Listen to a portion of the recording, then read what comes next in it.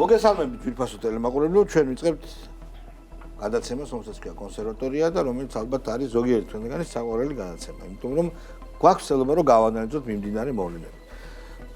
არჩევნები ახლოვდება, მე მინდა გითხრათ რომ პირდაპირ დავაანონსო მეგობრებო, რომ არჩევნების დღეს პირდაპირ ეთერში გავალთ 10 საათზე, შაბათს, მანამდე კი მიმოვიხილავთ მიმდინარე ამბების და პერიპეტიების დაიხსახიობებს და დეტალებს. ერთი თითქოს და უმნიშვნელო, მაგრამ თემას ძალიან მნიშვნელოვანი ამით მინდა დავიწყოთ. ჩვენ გვერდვის გადაგორებული უჯიშო არაქართველ დვარნიაშკალთა ერთობლიობა, ეს კარგია. კარგად და ისეთი რომ ვარ, კვეთრი, მძაფრი. რამაზლებს ძალას იცი რომ მართალი ვარ. აი რუხაძე არის ერთი ეგრეთ წოდებული ანალიტიკოსი, რომელიც გამოვიდა ტელევიზიაში და ჩვენი პრეზიდენტი ყავლაშვილი ქართულ ენაზე პირველად საქართველოს ისტორიაში ქართულ ენაზე წარმოსქვა სიტყვა დარბაზში, ნიუ-იორკში, კაიროში და ჟღერადობა დაუწყნა ქართულ ენას, მეგობრებო, აი თქვენ წარმოგიდგენიათ, ანუ აი როგორი თვით დამცირების, თვით განადგურების, აი როგორი აი მართლაც აი სიდამპლის ხარისხს აქვს მიღწეული ამ ეგრეთ წოდებულ ლიბერდებილებს. ქართული ენა რომ გაიჟღერა, ამას ვერაუარა გვერდი, თქვა რომ კი ეს მოხდა, თითქოს და რაღაც პოზიტიური თქმა უნდა და ჟღერადობა, ოიქო როგორ არისო, ჟღერადობა რასთან შედარებით. ანუ უნდა შეადარო, ანუ შეიძლება ფრანგებს და უშუალოდ ინგლისელებს ჩვენი ჟღერადობა არ მოსწონთ, ესეც არ გამიგია. მაგრამ არის დანარჩენი მსოფლიო, სადაც იმ კუთხით, რასაც ამახვილებს ყურადღებას ეგრეთ წოდებული ექსპერტი რუხაძე, გაცილებით უფრო მძაფრი ჟღერადობა აქვს. იმ ერებმა რა ქნან, ისინი რომ გამოდიან, ანუ ჩვენი გამოსვლის ენაც კი და უნდა შეუთანხმოთ ევროპელებს, ანუ ჩვენი ენა რაღაცნაირად უნდა დავიწეროთ, რომ ყველაფრით კარგი ენაა, მაგრამ ცივილიზებულ მსოფლიოს არ მოსწონს. ენა ხო არ შევიცვალოთ. ხო, ეს აღმაშფოთებელი იყო ეს ძალიან. ბოდიშიხტი მე ეს თემა რომ ხელმეორით აღარ დავაწეროთ და ამოვწუროთ. მან მთავარი კიდე რა შეიძლება დაინახოს ადამიანმა. ხაზგასმით იყო ნათქვამი რომ და რასაც ჟურნალისტის დაეთანხმა. უცხოელებს არ მოსწონთო ჟღერადობა. ოღონდ უცხოელებს ვინ ევროპელი. ხო, ანუ აქ თან ისიც ახსენა რომ იყო შევარდნაძე რუსულად გამოდიოდა, შემდეგ სხვა ლიდერები ინგლისურათო. ეხლა რაღაცა ის უცხოელებს ჟღერადობა არ მოწონთ. აქ თავარი იდეა და მათ პოზიცია ყველას ერთიანად ამ რუხაძის სახით რა არის, იცით? აი უცხოელებს არ მოწონთ ჩვენი ენის ჟღერადობა. შესაბამისად რა უნდა მოხდეს, იცი? რა თქმა უნდა, ყავს იმათ უნდათ და ინგლისურად უნდა ვილაპარაკოთ და ხო იყო მცდელობები რომ სალაპარაკო ენა მაგალითად ყოფილიყო ინგლისური იყო თავის დროზე, ხო? იმათ არ მოწონთ ჩვენი ტრადიციები და ამიტომ უნდა შევცვალოთ ის რომ თქვა ჩვენ რაღაცა ეროვნული გეზი გვაქვს აღებული, ეს უცხოელებს არ მოწონთ. ხო, არა, აი ეს სხვათაშორის რა არის? მართლმადიდებლობასთან დაკავშირებით პრეტენზიები აქვთ LGBT და ასე შემდეგ. ეს არის მათი ტვინი ამდაგვარად არის მოწყობილი და არაფერი აღარ ეშველება. გავაგზავნებ ჩვენ ნათქვამს. არის ის ძალიან კარგი ანეკდოტი ჭიჭიკიაზე, ვინ კითხავს მოსკოვსო, ხო?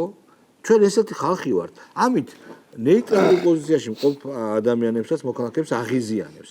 ჩვენ ქართველებს არ მოგწონთ უსამართლობა. ერთადერთი რაც ჩვენ ვიცით რომ მასებს აღაშფოთებს საქართველოში ეს არ არის სოციალური საკითხი, ეს არის უსამართლობის განცდა. და როცა შენ გეუბნებიან რომ შენ ისეთ ენაზე უნდა ილაპარაკო რომ მოეწონოს ლიბერდებილს ევროპაში, აი ძალიან აღმაშფოთებელი და უსამართლოა და ამაზე ბრაზდებით. მოკლედ მე იმის თქმა მინდა, რომ ეს არის ბოლო ბანაობა ლიბერდებილების რა. აი ეს 4 ოქტომბერი რაღაცა პატა ბუჭულაძის სამარცხვინო ეგრეთ წოდებული რევოლუცია. ვერ იპოვეს. თქვენ ხვდებით როგორ გაუჭირდა? პატა ბუჭულაძე იპოვეს მარტო. ვინც აი ამ იმიტომ იდიოტია რა. ვინც ამას საკუთარ თავზე აიღებდა. შავა მე შენს იმას დავამატებდი. თუ ვინმეს ევროპელს ამერიკას არ მოწონს ჩვენი ენა, რავი, ცივიწყალი შეუძლია დალიოს რა. რა თქმა უნდა. ძალიან მარტივად რა. ან ცხელიც. ყავაც. არანაირი პრობლემა არ არის მაგაში. ჩვენ ძალიან მე ძალიან მომეწონა რომ საქართველოს წარმომადგენელი გამოვიდა სახელმწიფო ენაზე რა, რომ ჩვენ დავაფიქსირეთ რომ რაღაცები იცვლება რა, რომ ჩვენს პოლიტიკაზე ვართ ორიენტირებული. ეხლა რაც შეეხება ამ გამოუცხადებელი რევოლუციის ქრონიკებს. საბჭოთა კავშირში იყო ასეთი ერთი ცნობილი ანეკდოტი, რომ ხო გახსოვთ რა ის იმის დროს საბჭოთა კავშირის დროს ანუ ტროცკის ქონდა და სტალინის დისკუსიების დროს იყო თეორია რომ ბოლოს სტალინმა გამოუცხადა რომ ანუ ერთაღებულ სახელმწიფოში Построить социализм в одной взятой стране. იყო სოფლიო რევოლუციის მომენტი. და მე იყო ასეთი ასე ვთქვათ და მე სტალინმა იმით თავი გაუტეხა წერაქვით. ხო. მეხიკო. მე იყო დავთავრდა დისკუსია. მე იყო ასეთი ხუმრობა რომ აი საბჭოთაო ღვთისმეტყველებიო ამობდნენ რომ აი შესაძლებელია თუ არა ცალკე აღებულ სახელმწიფოში აპოკალიფსის მოწყობა. ხო და ეხლა არის ასეთი სიტუაცია რომ მე მაქვს ასეთი შეკითხვა რომ უკვე ხო არ მოხდა რევოლუცია. იმიტომ რომ ანუ ეს რატო არის მნიშვნელოვანი? იცი რომ მათ შეუძლიათ თქვან რომ უკვე მოახდინეს რევოლუცია, იმიტომ რომ სიამოვნებაში ჩვენ განსხვავებას რევოლუციას და არარევოლუციას შორის პრინციპში ვერ ვიგრძნობთ, იმიტომ რომ მათ არ ყავთ ხალხი, რომელსაც უნდა რევოლუცია. თავის ამბავში მოახდინეს, მართლა. ხო, მაგას ანუ თავის ვიწრო ბავშვი. მაგას ანუ მათ არ ყავთ ხალხი, რომელიც მათ მხარს დაუჭერს. მათ არ ყავთ ლიდერები. ანუ ნანუკა ჟორჟოლიანი რო არის თავარი იდეა და გავაგზავნებ შენას პატანტირას. იცი მეგობრებო, მე ეხა გავუშვებ ფრაგმენტს ეს ბატონი ბურჭულაძე არის ინგასთან. და ინგას ეკითხება, ნახავთ ამ ფრაგმენტში. აი ნახეთ ფრაგმენტი. მე მიჭირავს ფურცელი და ამ ფურცელს ვუშვებ ხელს რომ აიღოთ თქვენ. აი ეს მაინტერესებს როგორ უნდა გაფორმდეს. რომელიც გიჭირავს, დაიჭირეთ. მე სულ არ მჭირდება. აი ჩემ ფურცელი. აი ეს არის ჩვენი გეგმა. ხო, მაგრამ როგორ უნდა გამწიოთ? აი როგორ უნდა ავდგე მე აქედან და როგორ უნდა გამწიოთ რომ ეს სავარძელი როცა მე გადავწყვიტე. აღმოჩნდეს цаრი. როცა მაგ სავარძელი სწორ მაინტერესებს, აი სავარძელი. აი ხედავთ, აი ფურცლის ანალოგია რო ავიღოთ, ეს ორი იდიოტი საუბრობს, რა თქმა უნდა, ორი ჭკვიანაკლული და ეს ბურჭულაძე ეკით ინგა ეკითხება რომ აი ფურცელიო მე მაქო და როგორ უნდა გამომართო და მე სხვა ფურცელს ავიღებ. სხვა აქსიომატიკაში არიან ტიპები. ეს სხვა სამყარო და იქ უკვე რევოლუციაც მოახდინეს. მაგას ამბობ. ლიბერალური დემოკრატია დამყარეს. ვართ ნატოს და ევროკავშირის წევრი უკვე. იმა 500-ან 1000 ადამიანისთვის რა. და ამიტომ არის ეს მნიშვნელოვანი რომ ანუ ჩვენ ნახავთ რა ანუ მოდით ასე თქვათ რა იცით რაში აქვს მათ პრობლემა და რატო არ ყავს ლიდერები? ლიდერებმა ნახეს რომ ქართული ოცნება თუ ისინი რამე ცუდს იზამენ და კანონსაწინააღმდეგოს ჩაიდენენ, აუცილებლად დაიჭერს. ეს იყო ძალიან სერიოზული ნიშანი, რომ ქართული ოცნების ხელისუფლება არ დაუშვებს ქვეყნის აშლას. შესაბამისად, მათ გააკეთეს სარო. ნაწილი გიჟივით გავარდა ციხეში ჩაჯდა. ანუ ყველანაირი მიზეზი მოიწვია. ეგ ჭკვიანური გააკეთეს. ჭკვიანი გააკეთეს, რა თქმა უნდა, რა თქმა უნდა. ვალდებულება არა. ანუ აი რაღაცა მოეხსნათ ვალდებულება. აი რაღაცა აი ეს არის თვითწამებულობა რის გამო რევოლუციის შეკეთები რომ მოკითხავენ ციხეში ვიყავით. ციხეში არ მეცალა. არა ნუ როგორ გავა მე რო ყოფილიყავი მესმის მაგრამ. ანუ ციხეში ვიყავ თქო. ესო არ არის მარტო კოლონიალიზმი, ესა თვითკოლონიალიზმი, ხო? თვითკოლონიალიზმი. არავინ არ თხოვს მაგრამ. არავინ არ მე არ მგონია რომ ეხლა რაღაცა ეგ ენაზე გარედაყოფილი იყო მაგის და მას ესა თვითკოლონიალიზმის აბსოლუტური კომპლექსია რა. დიდი კომპლექსი და აი ზოგადად ადამიანებს რომლებიც რაღაც აპოკალიფტურ სურათს ხედავენ პოლიტიკურ ცვლილებების გამო ეს ძალიან წააგავს აპოკალიფტურ სექტებს. აპოკალიფტური სექტები ხედავენ რომ რაღაცა ისე თუ არ ხდება როგორც მათ წარმოუდგენიათ, ხო? რაღაცა უბედურება ხდება და ასე შემდეგ. გარეთ ყოფი ადამიანმა იცის რომ ეგ უკვე მომხდარი მოვლენები არის ისტორიაში და არაფერი რაღაც ახალი არ ხდება. შეიძლება ვთქვა თუ არა რომ დათმობის მომხრეები, ანუ ამ თეორიის გამზიარებლები, გლობალური დათმობის თეორიის არის აპოკალიფტური სექტები. ჩვენ გვახსოვს როგორც გამყინვარების პერიოდი, ისე ძალიან დიდი დათმობის პერიოდი დედამიწაზე.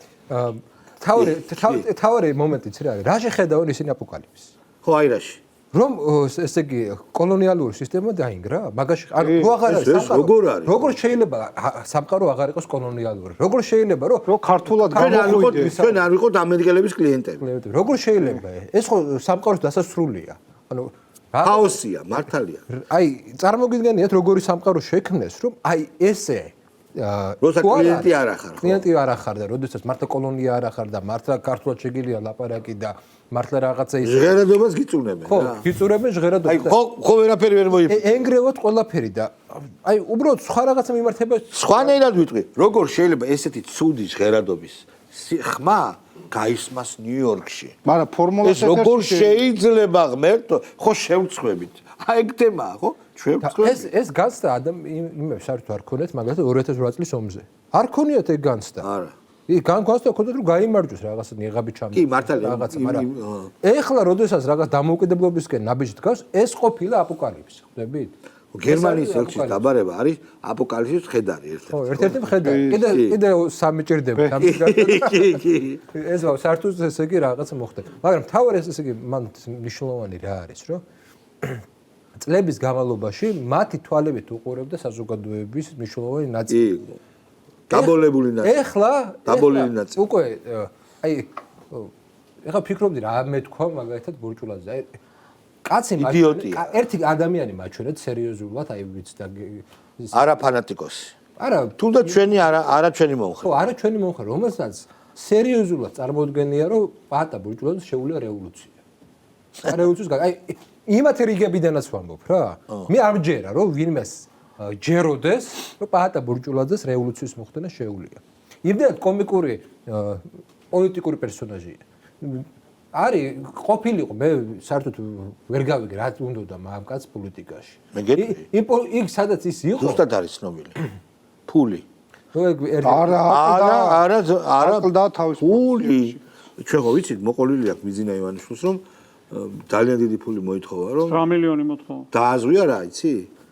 მე ხო მონღოლობიდან შოულობ ფულს, მაშინ მღეროდა კიდე ხა ერთი ხანში შესული არის როგორ დღეს.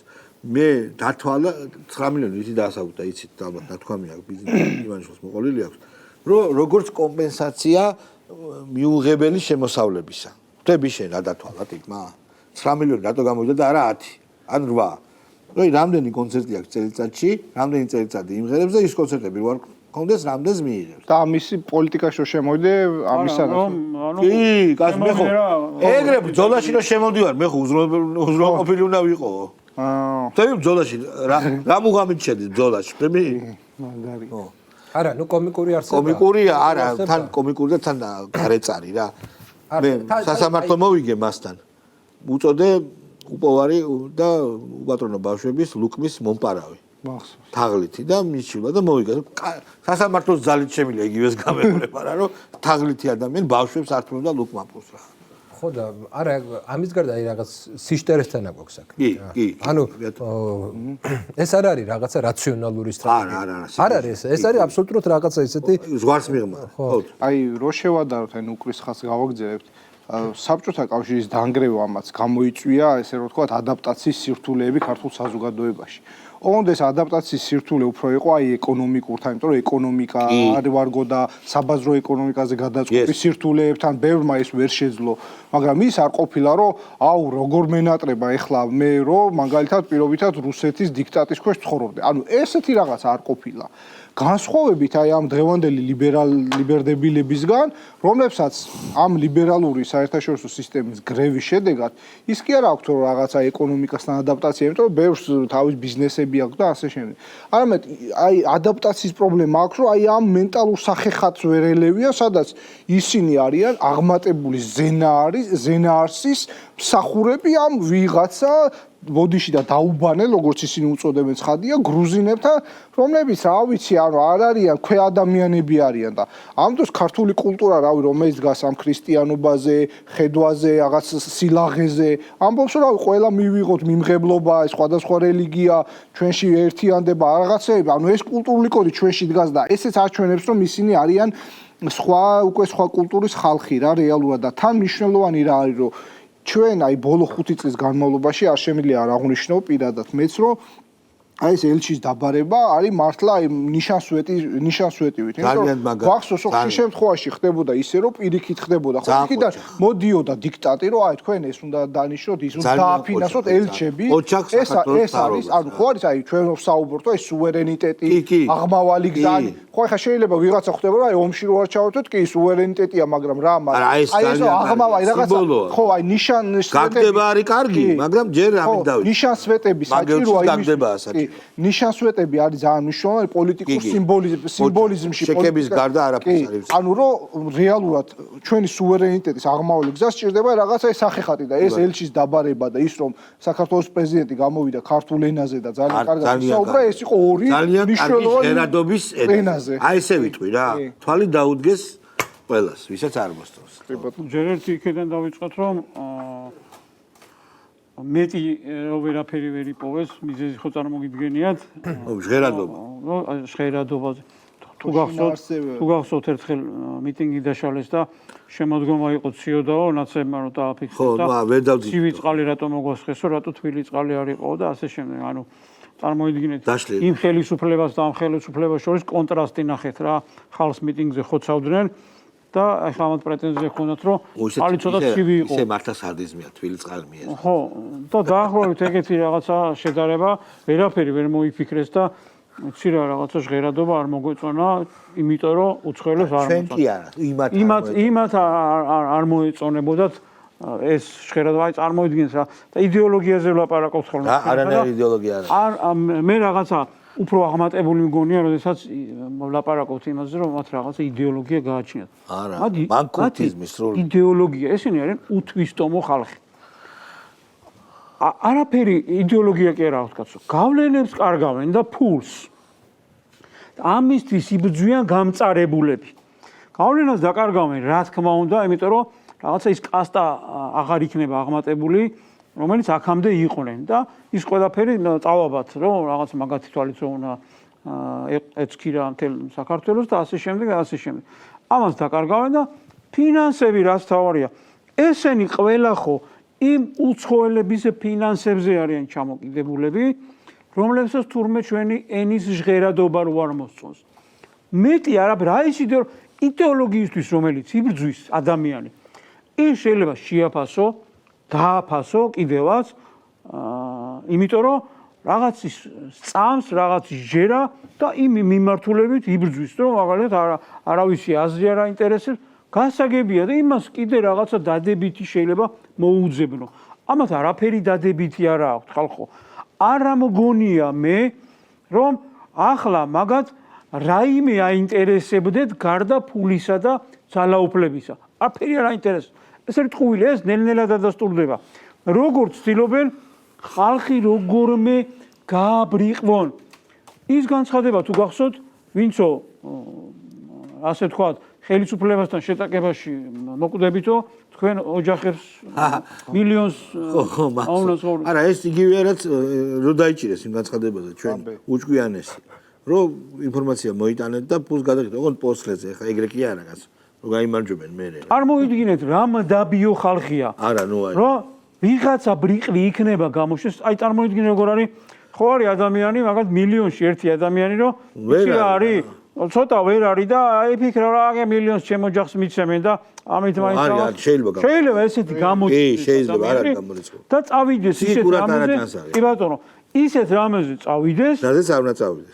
რამაც შეიძლება სისხლის ღრმა გამოიწვიოს. ეგ უნდათ, ეგა. და ამასაც კი ღიად მოუწოდებენ საზოგადოებას. თუმცა კი არა ვერ მოვკიგენ ეგეთ ტიპებს. მილიონს გადავიხდითო და ამას ლაპარაკობს ის ხალხი, რომლებიც თვითონ ხოცავდნენ ხალხს მიტინგებზე და ასე შემდეგ, საპროტესტო აქციებზე უამრავი ადამიანი ყავთ დახოცილი, დახვრეტილი, გაუბედურებული ოჯახი და ამის გაკეთება პაატა ბურჭულაძე სად იქნება იმ სიტუაციაში ჩორტი ვოზნა რა პაატა ბურჭულაძე რა სისულელია აგარია პაატა საიდან ესე როგორ გაუჭირდათ რაღაც ცოტა აი დაჟე ეს ხისთავიანი ესა ხაბეიშვილი კიდე რა ანუ ხაბეიშვილი მაგრამ ბურჭულაძე საერთოდ ცომია ხალხო ბურჭულაძე ჩურევ არა ბურჭულაძე როგორ არის იცი შემთხვევით აღმოჩნდა ყველაზე გამოსაჩენი კაცია ხო აი დასტრანი იმ საზოგადოებაში რაც არის დანარჩენი ყველა ციხეში წავიდნენ დარჩათ ერთი კაცი პაატა ბურჭულაძე რომელსაც ასე თუ ისე საზოგადოება იცნობს